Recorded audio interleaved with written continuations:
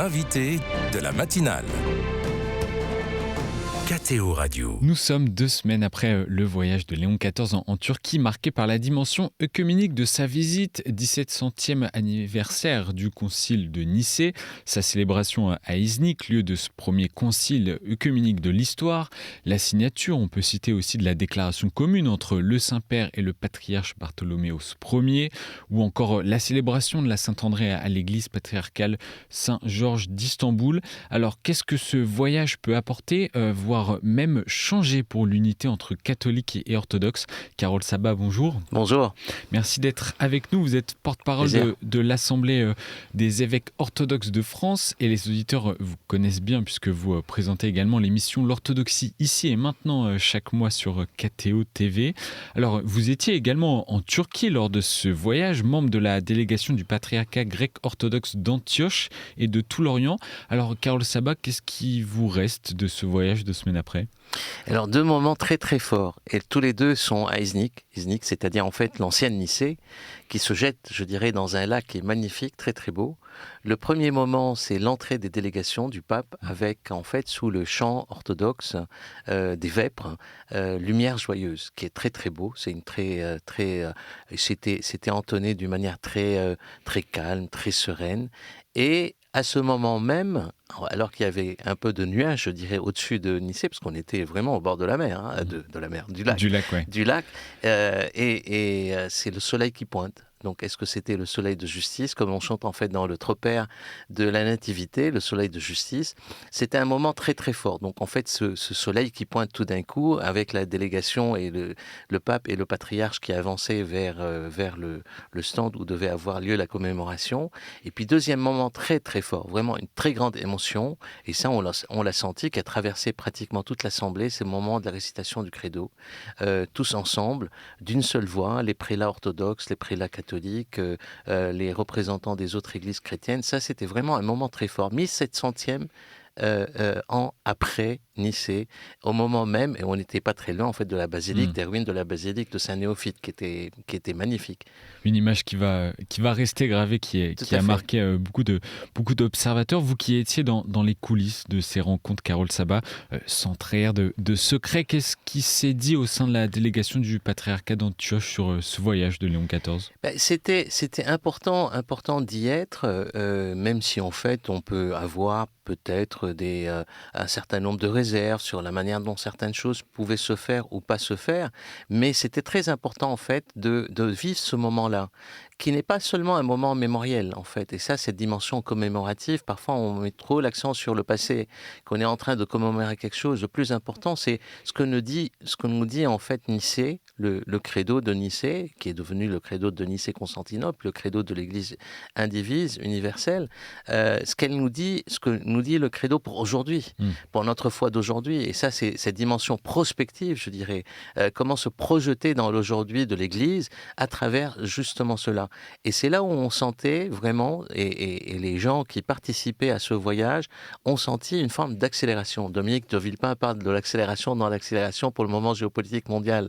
Je dirais que là, on est en train de vivre un momentum de l'Église. Un momentum qui pourrait être un momentum de l'unité. Et qu'est-ce qu'il nous dit ce credo justement sur Alors, cette unité? Le credo, c'est sur la divinité, bien sûr. La première partie du credo. Mais c'est ce qu'il nous dit aujourd'hui. Alors aujourd'hui, il nous dit comment en fait les chrétiens doivent être unis pour pouvoir en fait avoir une parole qui est audible dans le monde aujourd'hui et être la conscience du monde. Je reviens un peu sur ce premier texte, je dirais, comment les chrétiens doivent être dans le monde, un texte en fait du IIe siècle, et être dans le monde sans être du monde, c'est-à-dire être un peu le levain quelque part.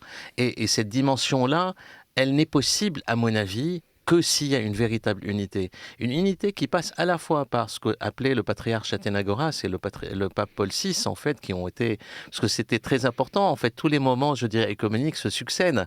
Au moment même où le pape Léon XIV était à la cathédrale, à la cathédrale Saint-Georges, en fait, au Phanar, à Istanbul, c'était aussi le 60e anniversaire de la levée des anathèmes, du moment historique entre Paul VI et Athénagoras Ier, en 1964. Et donc, c'est très important ce moment, en fait, ces moments-là. C'est des moments qui ont été posés et ce qu'on a appelé par la suite, en fait, le thomos de l'amour.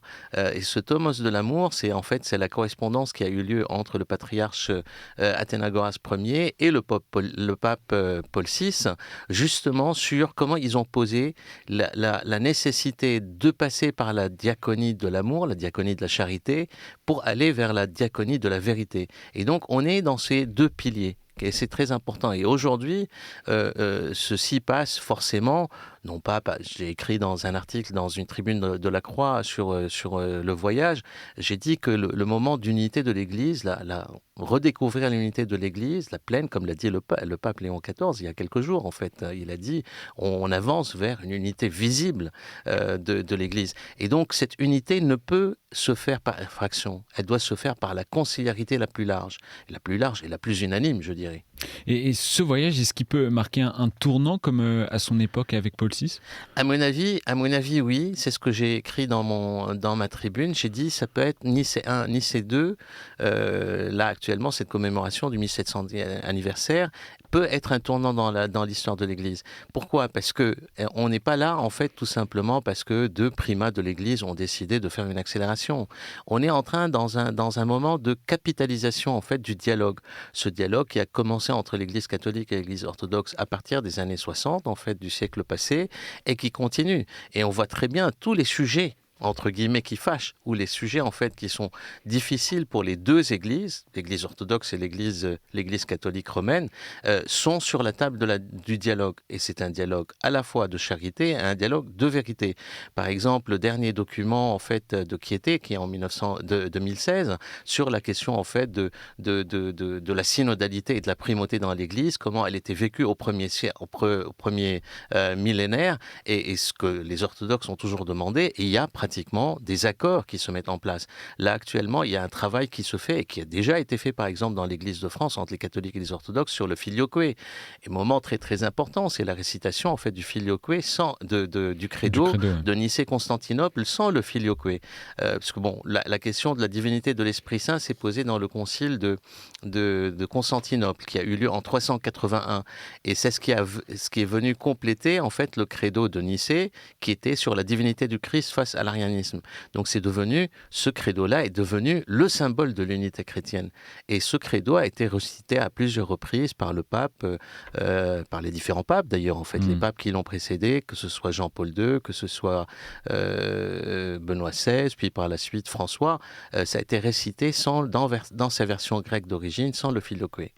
Léon XIV a appelé à dépasser le scandale des divisions. Comment on peut y parvenir? Quelles sont, selon vous, les clés à résoudre ou à travailler pour continuer sur ce chemin? La première clé, à mon avis, c'est la volonté d'y aller. Parce qu'en fait, aussi, il y a des pesanteurs dans les deux églises, dans les églises orthodoxes et dans l'église catholique. Le patriarcat de Moscou et de Kiev était pas présent, par exemple. Bien sûr.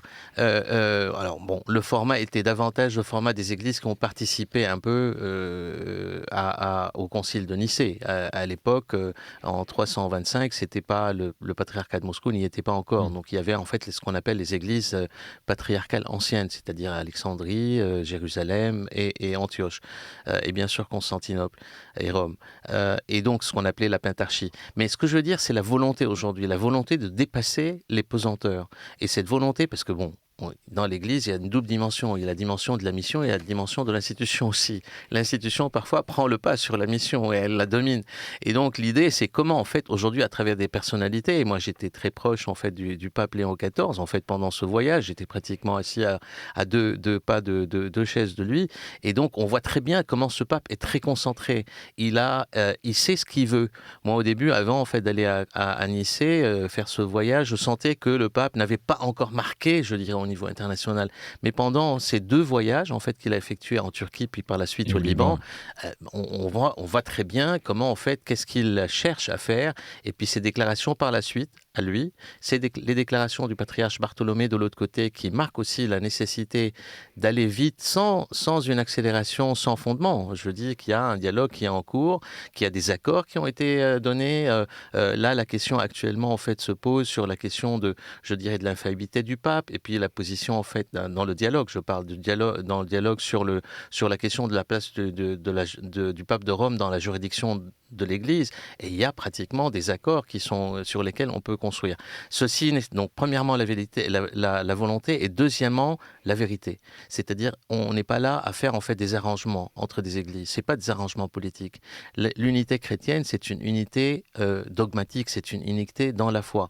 Après, moi j'ai toujours dit, en fait, c'est l'unité de la foi et l'expression plurielle de l'Église. Et ça, c'est le plus important. Unité et diversité. Et les orthodoxes ont un travail aussi de leur côté à faire pour surmonter les divisions actuelles entre le patriarcat de Moscou et le patriarcat de Constantinople. Et je pense que des églises comme Antioche et d'autres églises, l'église roumaine, ont un rôle aussi d'intermédiation à jouer. Et je pense qu'on doit avancer dans cette direction-là. Et dans l'avion qui a conduit d'Istanbul à Beyrouth le pape Léon XIV, il a indiqué aux journalistes qu'un voyage des communautés chrétiennes à Jérusalem pour les 2000 ans de la rédemption en 2033 était en discussion. Les églises orthodoxes y sont favorables ? Je pense que là aussi, c'est des moments qui sont très très forts et toutes les églises doivent y être. Espérons que d'ici là, on sera tous, je dirais, dans la communion qui est retrouvé des églises et de l'unité de l'Église qui sera à ce moment-là déclarée. Je pense que le monde d'aujourd'hui, c'est un monde qui est très tourmenté. On vit des mutations en fait à la fois géopolitiques et dans le système des relations internationales et du droit international qui sont très problématiques et qui interpellent beaucoup. On vit aussi des réformes sociétales, une inversion normative extraordinaire. La première inversion normative a eu lieu au moment où Constantin, avec l'édit de Milan en 313, il avait toléré toutes les expressions religieuses. Et l'autre jour, au ministère de l'Intérieur, j'ai dit que c'était la première laïcité, je dirais, dans l'histoire, parce qu'il a laissé la possibilité à toutes les religions, y compris bien sûr les chrétiens qui étaient persécutés par Dioclétien, de pouvoir s'exprimer dans la tolérance, dans une forme de tolérance et de séparation entre l'Église et l'État, et aussi il disait pour le bien de l'Empire. C'était en fait la notion d'ordre public. Aujourd'hui, en fait, on met en exergue tout le temps lorsqu'on parle de laïcité. Et par la suite, il y a eu Théodose, en fait, qui a déclaré la religion chrétienne comme étant la religion de l'Empire byzantin, est devenue la religion, donc toute la norme juridique. Et depuis Théodose, c'est-à-dire depuis le IVe siècle jusqu'à tout récemment, on vivait une inversion normative pour les valeurs chrétiennes. Aujourd'hui, on est en train de vivre l'inversion de l'inversion, dans le sens où les valeurs païennes qui existaient avant, je dirais Théodose, sont en train de ressurgir, l'euthanasie, la fin de vie, toutes ces questions-là. Donc il y a à la fois un momentum géopolitique très tendu, mais il y a aussi des réformes sociétales qui nous touchent et qui touchent notre foi en tant que telle. Et l'unité est très importante là-dessus. Et 2033, ça peut fixer un cap ? Bien sûr. Espérons-le. Merci Carole Sabat d'avoir été avec nous ce matin sur KTO Radio. Plaisir. Pour revenir sur ce voyage en Turquie du pape Léon XIV avec ce regard sur l'unité entre catholiques et orthodoxes. Et bonne journée à vous, bon début de semaine.